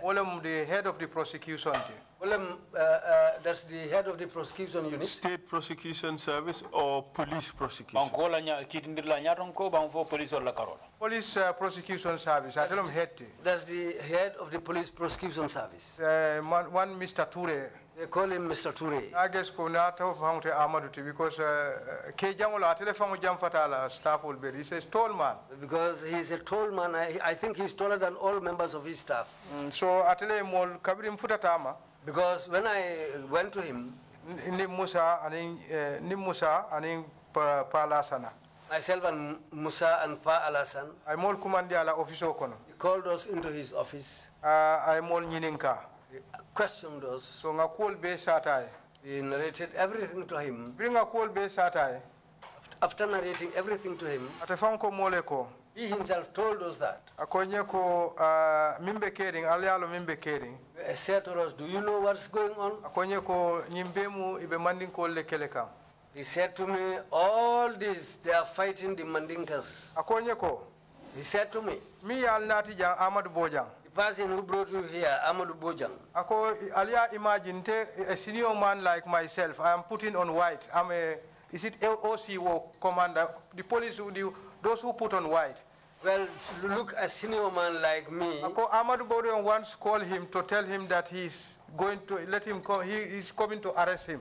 So one day Ahmadu Bojang called him and said to him that he's coming to arrest him. Ahmadu Bojang, I'm your senior. You cannot arrest me. Then that's the time when he told Ahmadu Bojang, I am your senior. You cannot arrest me. So anatafu mole ko sa imbe minkela mbe moto dilalla. Then he told us later that what I will do is I will provide a vehicle for you. Aleta ngamiram folota police station o minton tatal fo brikama. I think the police station we first went to. We didn't stop there. I think that day we went all the way to Serakunda police station. If I can remember, we started at the Serakunda police station. Those people referred us to Brikama. When we reached Brikama, a station officer the station officer that we found there, he also said the case is not for that place. Police station. They said we should have gone to the Brusubi police station. Police station. That's the time we went to the Brusubi police station. So me received photo. The person who received us there, one Ahmadu Keita, was one Ahmadu Keita. He's also a very tall guy. Atalon prosecution from OCTJ. Officer in charge of prosecution there. He's the man in charge of prosecution there. So Brusubi police station fananga around 1 month 1 month some weeks. We also spent 1 month some weeks at the Brusubi police station. Or culminatively, if you check the whole thing in a community, 3 weeks 3 months so kela detention okono. We were very close to 3 months. Because the Brusubi police station because when we were at the Brusubi police station, Bundung Magistrate Court. We live there and go and attend our trial at Bundung Magistrate Court. So sometimes ni Ahmadu Keita found kabrini dunta mbulata adaje. So this Ahmadu Keita, when we went there and met him there, nata itandi ala control manke criminality. We showed him that we were not criminals. Nata itandela te fa mo keta moti mi alon ka jenum because I live at Salaji. I just transferred to Salaji to my Then I showed him that I decided to transfer to my compound at Salaji. Kafa konka ko ila wife fanang is ila wife and in ala sister. Then I told him that your wife and your sister Ala wife la sister. Your wife's sister. Pra si sympathy soto nye donka ala wife la sister na do ko ke Brufut Health Center. So that he can have sympathy on me, I told him that your wife's sister once worked with me at the Brufut Health Center, Brusubi Health Center. But all that, he didn't even listen to me. So we were there. Every time someone he is the person every day when day breaks. Magistrate Court. He will take us to Bundum Magistrate's Court. One thing malonko mune akendi special interest to la case to no. One thing I don't know the reason why he had this special interest in our case. But in kajele ko aning Amadou Nyolka communicate on phone. But we realized that he's always communicating with Amadou on telephone. What were you charged with? Yemun tumir den le alkaoda. Yemi charge me la mo like ko sedition. They said they charged us with sedition. Musa, do you recall at which stage you were charged? After how long? The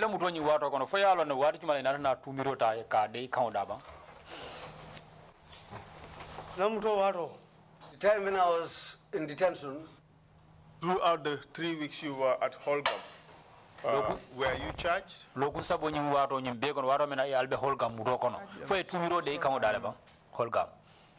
Holgam found a Malanka, coming to Brusubi Station. They didn't charge us at Holgam, but when we went to Brusubi Station, Bolton Court attend Bundum. That's where we were, so we lived there and go and attend the court at Bundum. So now I'm charged sedition. Then we were charged with sedition. And the other charge is something related to inducing for violence so I don't know. But the second count we have. Then Ablai Fati was our lawyer because we took Lamin Escamara as our lawyer of Dandemayo. Lamin Escamara lawyer, member Dandemayo. And then it was Ablai Fati who took up the case. It was Ablai Fati, Ablai Fati wale kito nyinta. In fact, I think we saw him this morning here.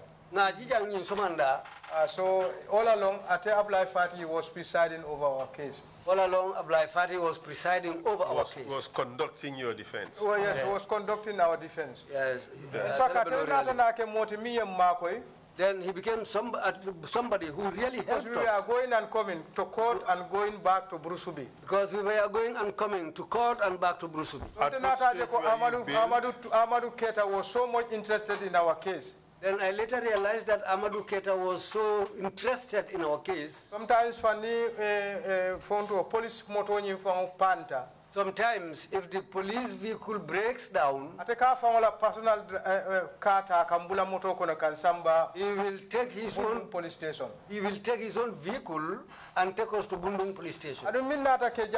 Sometimes when we arrive at Bundung station before court starts. And what happens when we arrive at Bundung police station before the court starts? He will take us into the cell in there also. So that we will wait in the cells until the time comes when we are supposed to appear in court.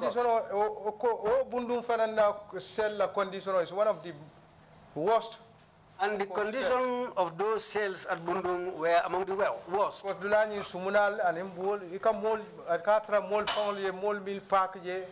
Because the place you find feces, urine and other things there, and sometimes the people who are packed inside that cell. Amadou Keita was a terror to us. Definitely. And at what stage were you granted bail? After how long?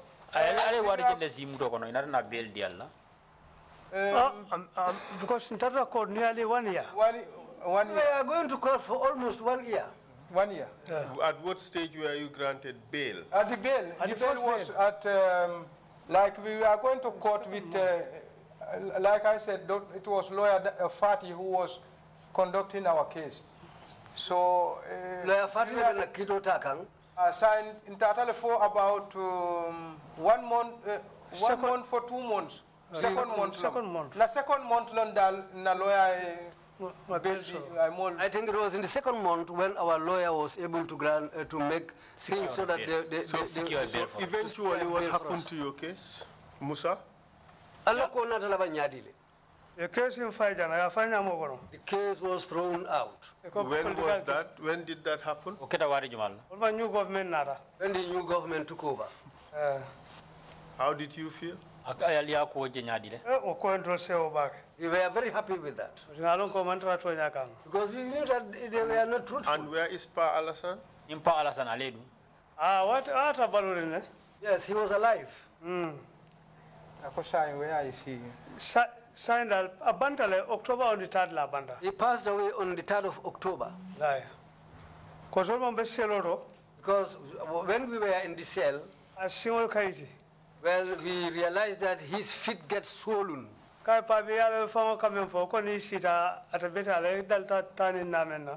said to him, because what you used to tell us is that you are used to walking, and now you don't have that chance to walk. I said to him, so at this place here, you should be walking around as usual. So now, okay. So when he does that walking, well, the swelling on his legs goes down a little bit.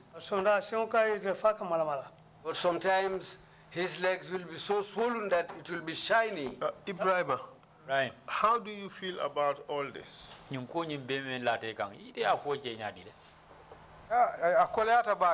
It was really difficult. Definitely, well, this has been destined by Allah. Because because I'm somebody who doesn't know anything about police. I've never been arrested or taken to the police. Since I was a young boy, up to the time this thing happened. I saw myself in a problem like this, locking me up. Musa? 2 to 3 months. It's something that I was very bad about. It was very unhappy about. But I decided to have faith in Allah. And Musa, you also blame God for being put in jail?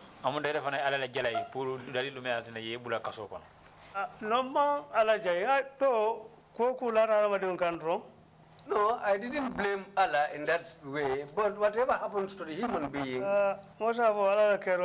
one can say that it was a destination, it was destined by Allah. Because if you look at it, these people are very wicked. And who do you blame? Who do you say is the wicked one amongst them? Ebrima John and Ahmad Bojang. Ebrima John and Ahmad Bojang. If there is a third person, Babukar Trawale. Because that's the man who created these problems for me. Thank you very much, Mr. Chair. No further questions for these witnesses. Thank you. Thank you very much, Council, and thank you, Mr. Keita and Mr. Fofana, for your testimony. Chairman ko inumbarabake council inumbarabake Mr. Fofana inumbarabake Mr. Keita Allah said and Mr. Fofana, you didn't bring in any juju with you today, you? I don't want to sit there.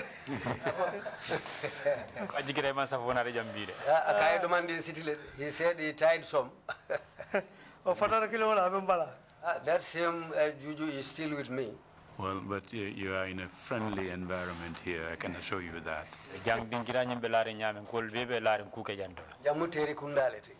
But before I turn to the commissioners, if they have any questions to ask you, I just want one small clarification from both of you.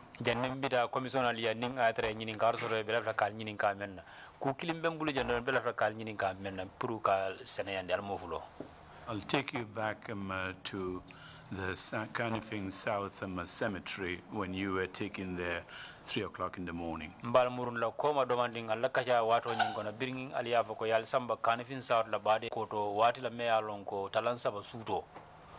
Abriko Balfala, ye Joran Mel Samba, pickaxe and payload. When they said they were going to kill you people, the shovels and pickaxes, the things that they took along with them, alfuta te je wati me ye kaburo dinko ni ya sinebang foi ma sim folo be baton kan ne alfa yenana dinko sin yal sarenje. When you arrive there, were the graves already dug, or they were waiting until after they kill you, then they will dig the graves? Kabudinko ye ma sim. The graves were not dug. Because Amal Bojan in the Fako. Because what Amadou Bojan said was, said then when they are killing, they are going to start with me. He will ask me my last word. If I say that, he will break down the door of the cemetery because the door was locked. After they break down the doors of the cemetery, I personally will go and dig my own grave. After digging it up, if I turn, he said he was going to break my head. After that, they will throw me inside the pit and bury me. That's the time when I said to him, I said to him, Captain, I heard this from you, but not from Allah. He said to me, you are a very stubborn person. You are older than all of us here, but you are the most rude person amongst us here. He said, but I will kill you like you will know more. You will be no more in this world. I said to him, I've heard it from you, but not from Allah. He said to me, Fofana, where are you from? I said to him, Jara Sankuya. That's the time he took off his mask. He took out the bullet from his gun and said to me, if I kill you, they will kill me too. He said to me, I am also from Nyomi. He said to me, but my bantamate, go and look for a lawyer. We will take you to the court. After your trial, we will lock you up for life. I said the same thing to him. I've heard it from you, but I didn't hear it from Allah. I said to him, well, now, if you look at things, Allah has done his judgment. That's how things happen. Thank you. The second clarification I want is when you were with these chaps at the cemetery, did you hear any conversation among them?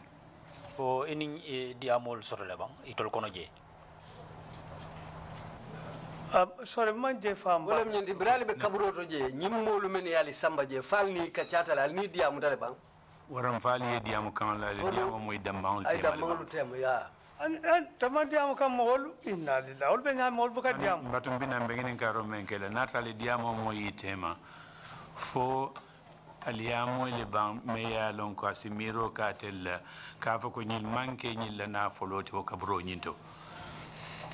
Lafta lon na le fo tumando batale kachame moy fo nyil kana nyin kaburo to le ban ye mol sarenje le ba ye mol fa ko lafta tel fa la nyamete yol sarenje andu ntel lafta lon nambe melinin kan mo male be damento nadra kaburo nyinto mol be bade renje le mel ya lon ko mo ma wala ko lon tumando baton si wol la bula wala ko nom ya fa so atel le fen ko nyim fo kacha aliamo nyilu damang te mal ban fal man fe moy. What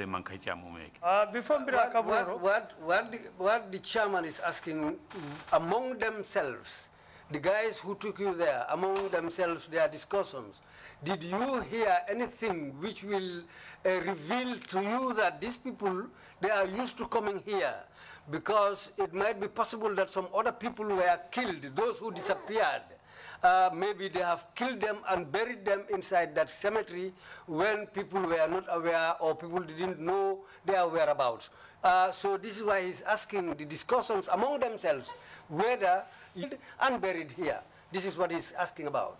Splendid translation, Mr. Mane. Thank you. Go ahead.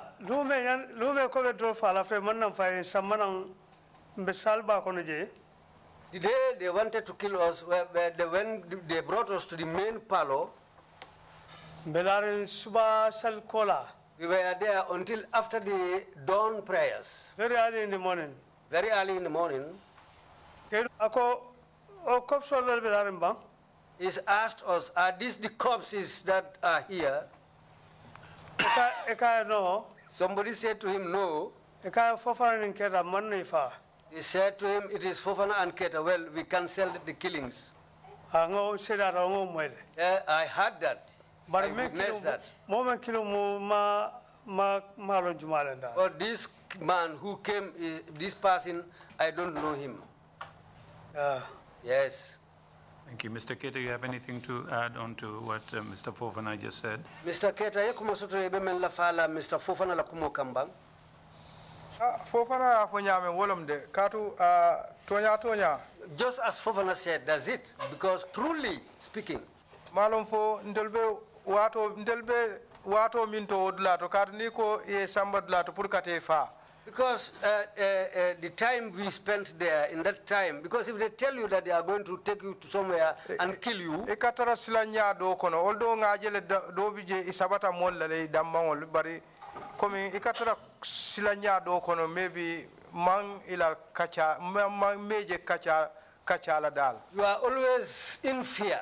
So because of that fear, sometimes you will not even listen to them. You will not be interested. So maybe this is why we were unable to pick up what all they were saying at that place. After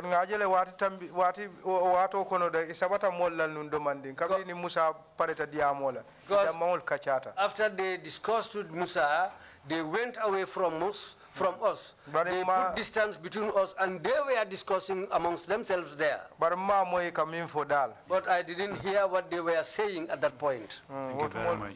That was the time when they told us to board the vehicles and come back. Thank you very much indeed. Commissioners, if you have any questions, please indicate. Deputy Chair, you have the floor. Chairman Nolanko Lafta Nyininkaro Kela.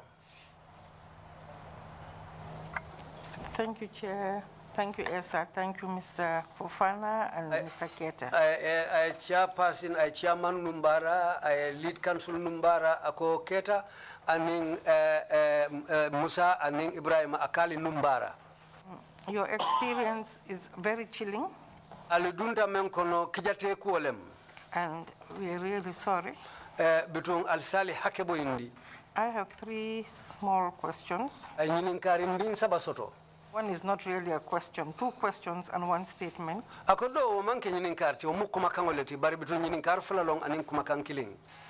one is in connection with Pa Alassane. What year did he die? Pa Alassane la quality of Abanta Sanjumale. Alassane last year Abanta, August on the 3rd. He passed away last year on the 3rd of August. 2020. Well, 2020 sango. Exactly, yeah. Yes. Now the other one is in relationship with the officers from the customs and the immigration. Domu kuleti mentilinta ni molula menubata customs na duani bundala and immigration.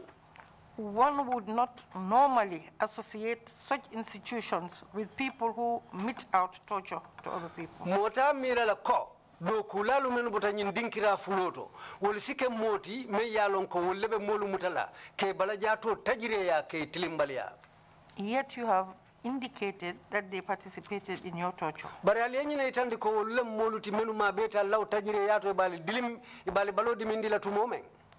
Can one of you please confirm this? Almoflo kono kili yato nya yandi.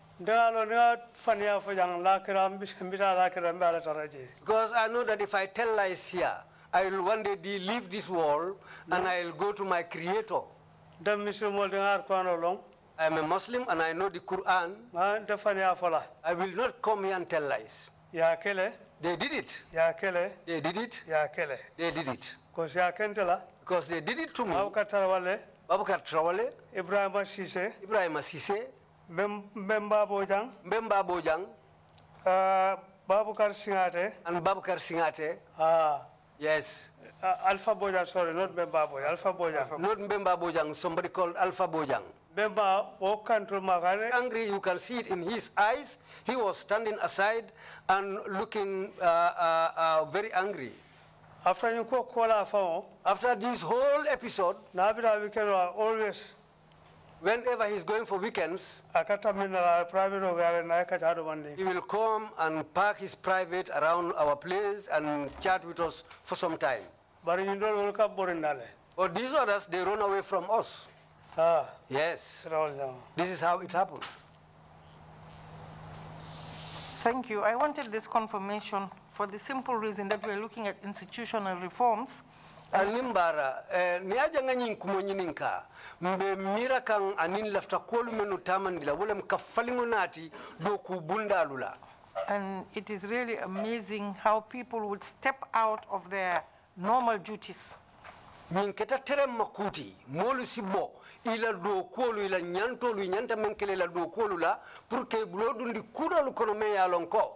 To carry out tasks that were not assigned to them. Now the final one is the statement that I want to make. Is that there is much value in our African traditions.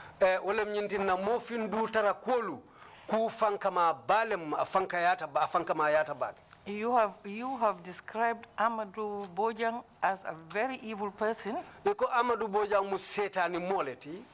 But in spite of his evilness,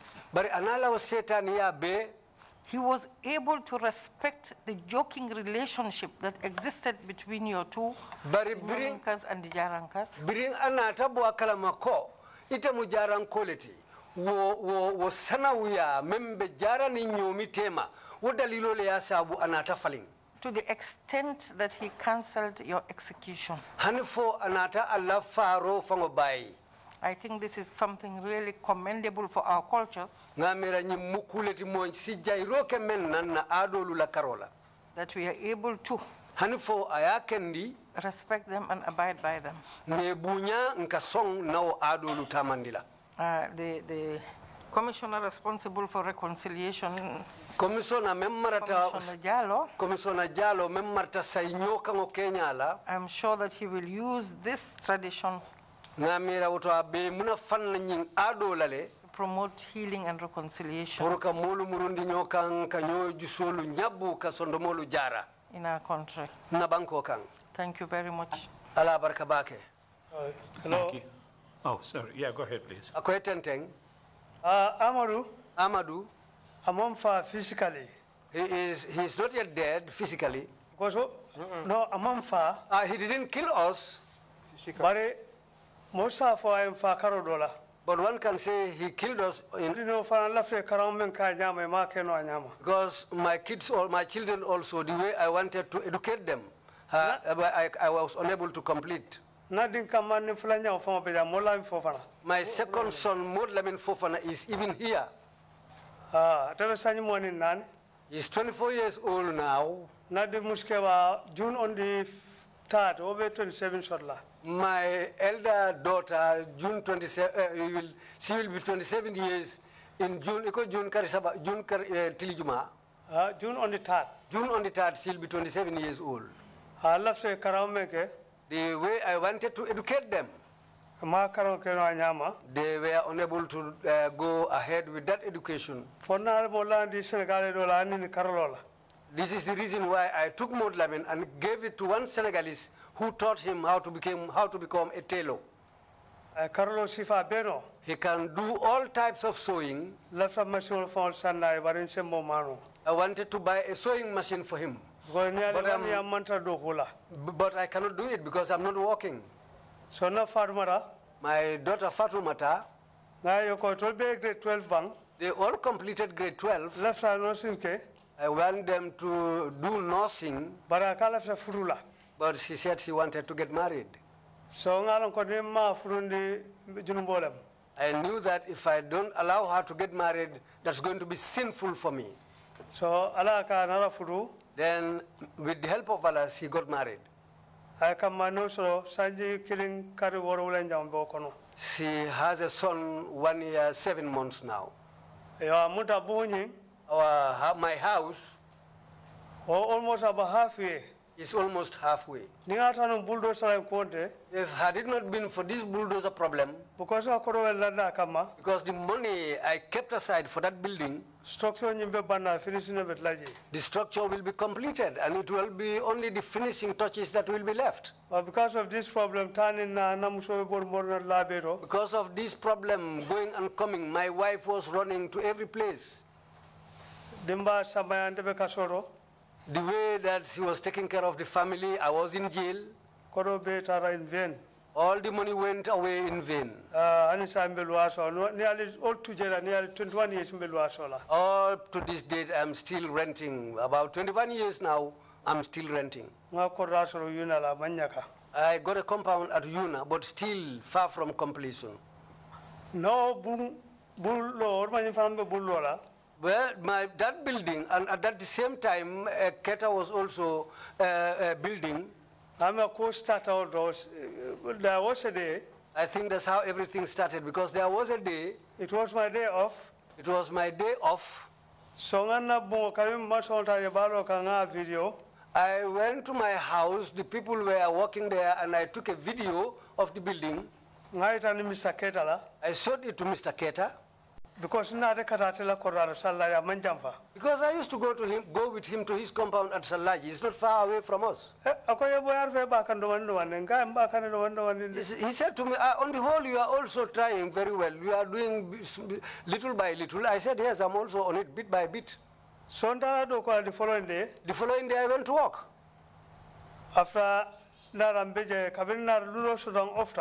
So after that, when I was off on a certain day,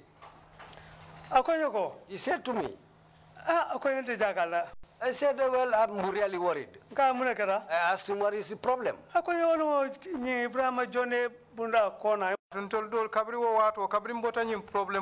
Because as for me, since we came out of this problem, hypertension developed. I developed hypertension.